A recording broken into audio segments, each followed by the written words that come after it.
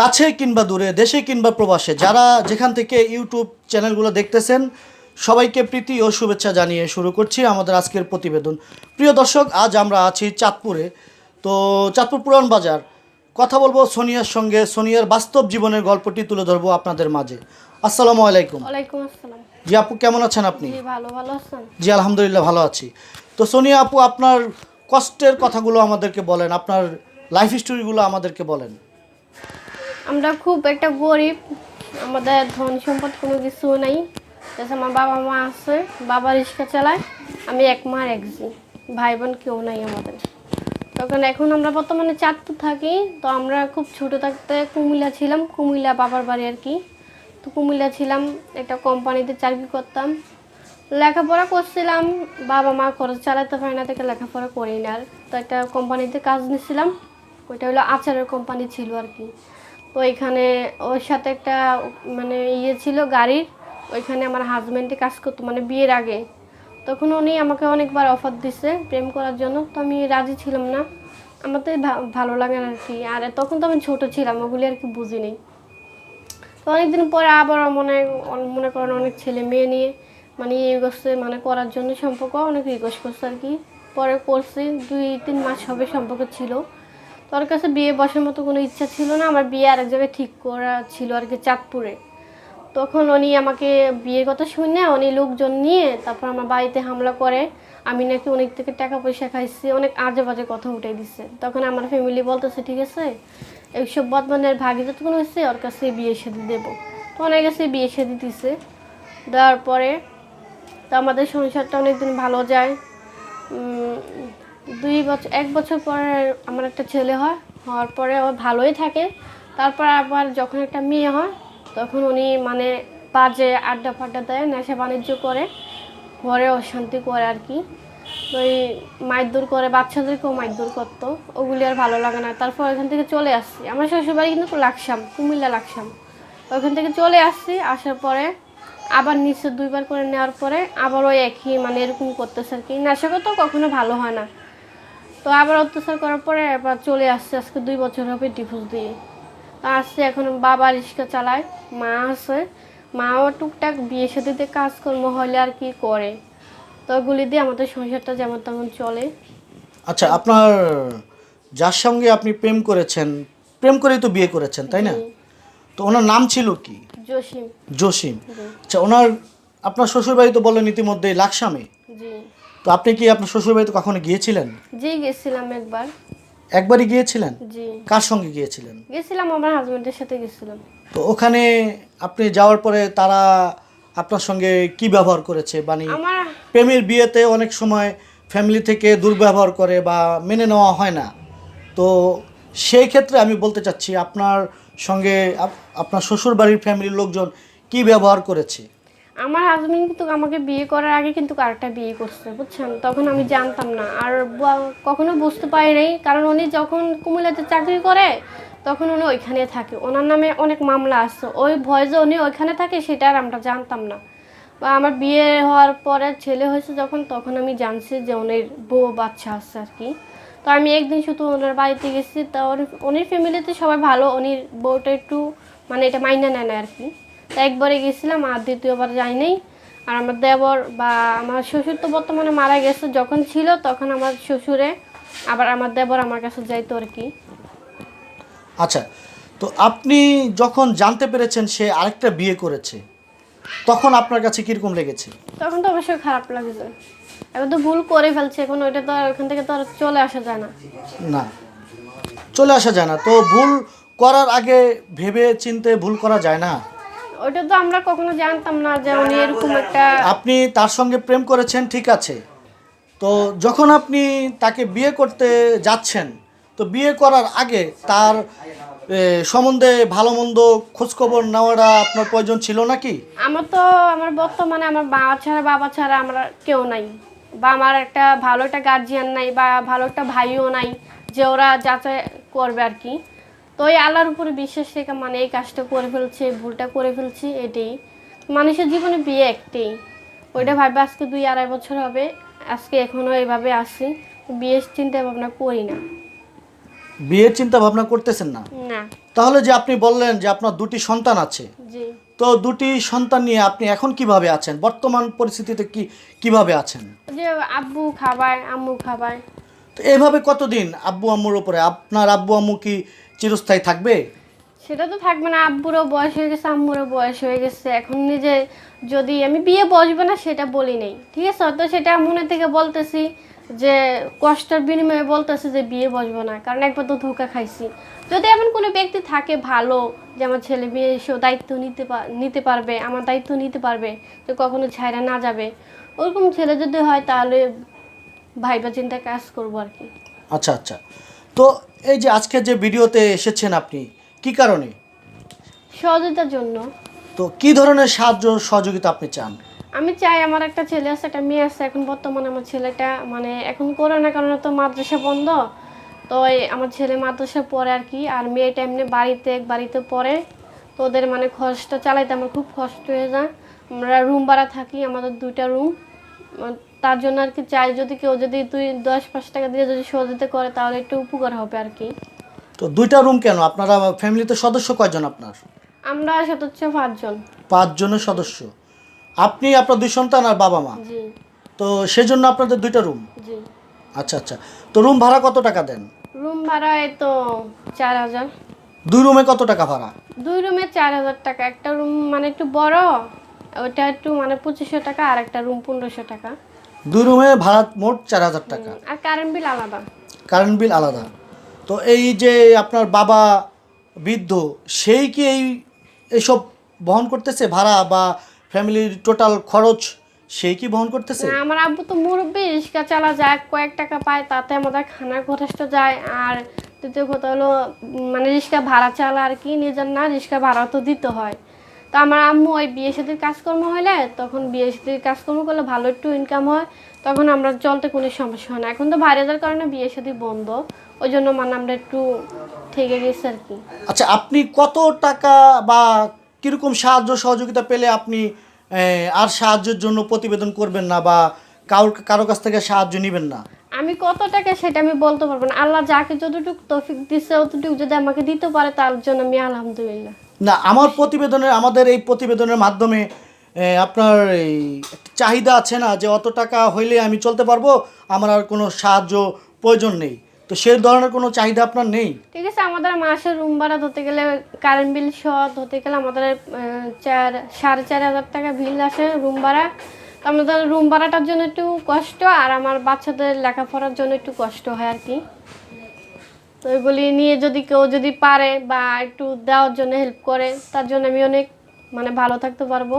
আর আমি বাচ্চা তো ছোট, ওদেরকে রেখে আমি কাজ করতে পারি না। যদি মা সন্তানের পাশে থাকলে একটা সন্তানই কিন্তু শিক্ষিত হয়। মা যদি পাশে না থাকে তাহলে কিন্তু সন্তানে ওই লেখাপড়ার কোনো মনে বসে না, ওই জন্য আমি কাজও করতে পারি না। আচ্ছা আচ্ছা। তো আপনার সঙ্গে আমাদের কোনো দর্শক যদি যোগাযোগ করতে চায় তাহলে কিভাবে সম্ভব হবে? আমার মোবাইল নাম্বার আছে, মোবাইল নাম্বার দেওয়া যাবে। মোবাইল নাম্বারটা কি না দেখে বলতে পারবেন? বলতে পারবো। নাম্বারটা কি খোলা থাকবে? আমাদের দর্শক কি আপনার সঙ্গে কথা বলতে পারবে?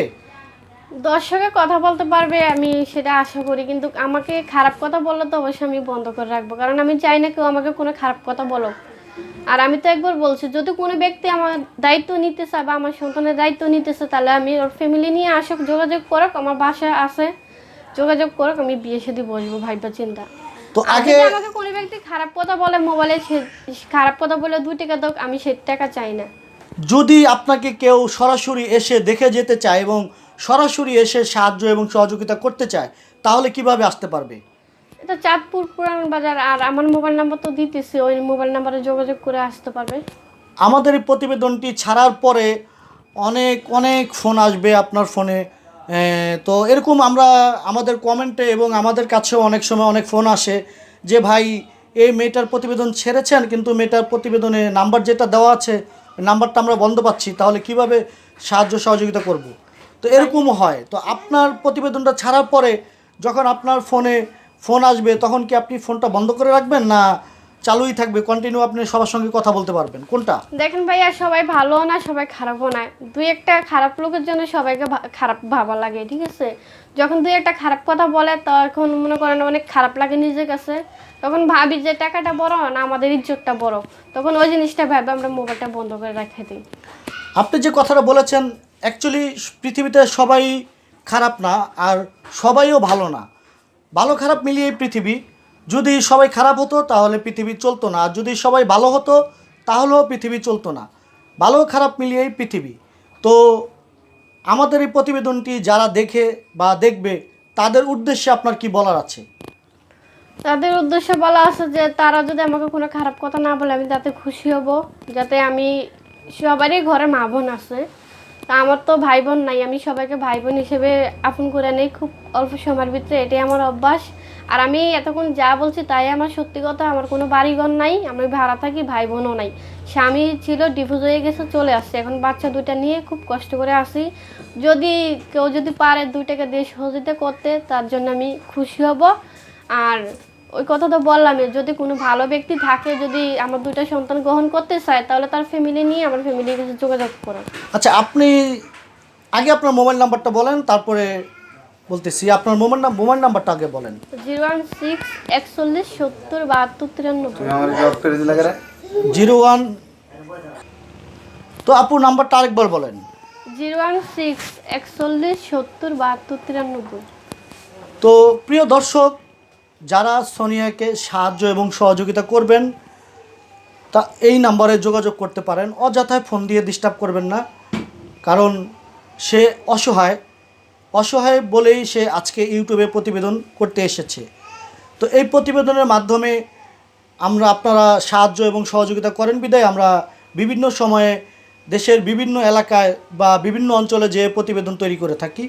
তেমনি আজ আমরা চাঁদপুরে সোনিয়ার জীবনের গল্পটি আপনাদের মাঝে তুলে ধরলাম। সোনিয়ার জীবনের গল্প মাধ্যমে যদি আপনারা ওনাকে কেউ সাহায্য এবং সহযোগিতা করতে চান তাহলে এই উক্ত নম্বরে যোগাযোগ করতে পারেন। তো আপু, আপনার মনের মানুষটি কেমন হবে?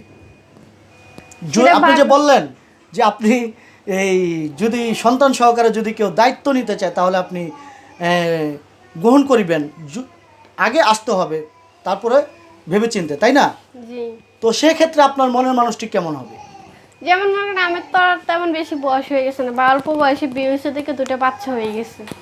তাই আমার সেম আমি চাই ওরকম। যেমন একটু বিস্তারিত খুলে বলেন না আমাদেরকে। মানে আমি চাই, আমার তো বয়স বর্তমানে 21 চলতেছে, হ্যাঁ, যদি এই 23 বা 24 এরকমের ভিতরে আর কি। ইয়ং জেনারেশন ছেলে চাচ্ছেন? জি। আচ্ছা, তো এই প্রতিবেদনের মাধ্যমে তো প্রতিবেদনটা যখন আমরা ছাড়বো তখন অনেকের বয়স 70 বছর বয়স বা 50 বছরের বয়স, ওই ধরনের লোকে আপনাকে বিয়ের প্রস্তাব দিবে। তো সেক্ষেত্রে আপনি কি করতে পারেন? না, এরকম বয়সে কি এরকম মেয়ের বিয়ে হয় নাকি? কোনো বাপের রাস্তাতে হাঁটতে তো মানুষ বলবে যে বাপের সাথে হাঁটে। আচ্ছা আচ্ছা।